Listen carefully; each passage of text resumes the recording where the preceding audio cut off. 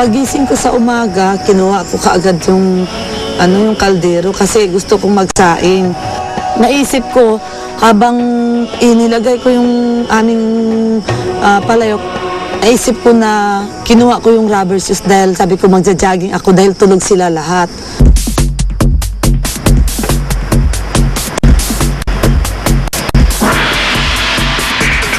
Bawat isang ikot ko doon sa paligid namin, binubuksan ko yung kaldero para kung kumulo na yung kanin.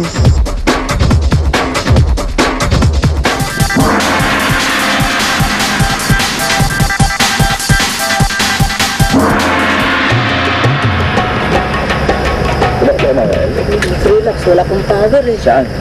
Paikot-ikot. Tapos habang ikot, tingnan kong rice, kilaw pa, ikot. Tigil na naman, pangalawang laps, tingnan, wala pa rin.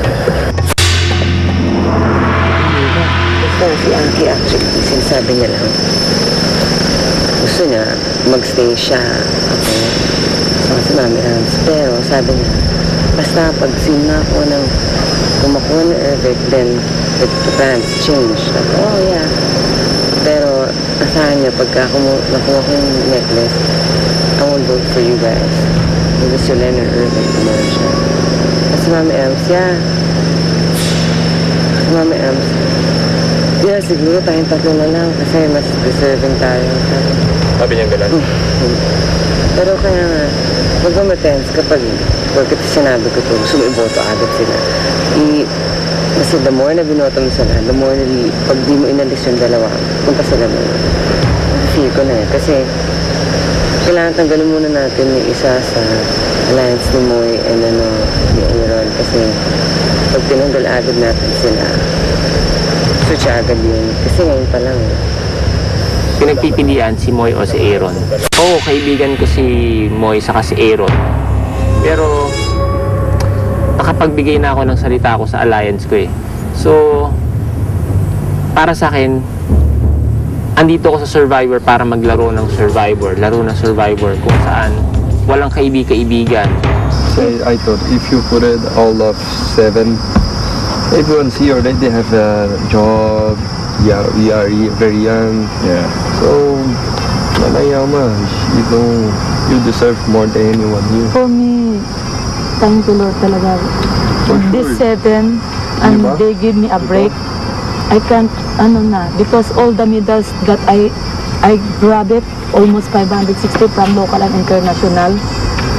Parang tinumbasan nyo yun, the 7 people.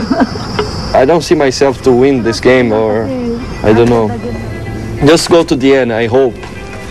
Pero I just want to help Nanayama, that's it. Sometimes I can't explain what happened in my life. But God's blessing, because you know my daughter, because we're from the sports and my husband is sports, so we're lucky because involved in sports. So I told my daughter that, okay, just finish, and then your talent like in volleyball, basketball, or athletics, come on, you must excel so that you got full scholar in college. I know she's very good heart and very emotion person kasi it's not so easy to represent Philippines.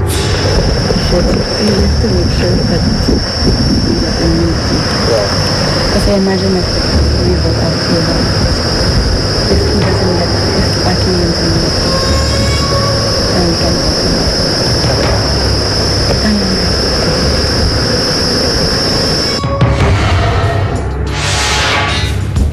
Susunod sa Survivor Philippines. Survivors! This is for immunity! Survivors, are you ready? Yeah! Timer starts now!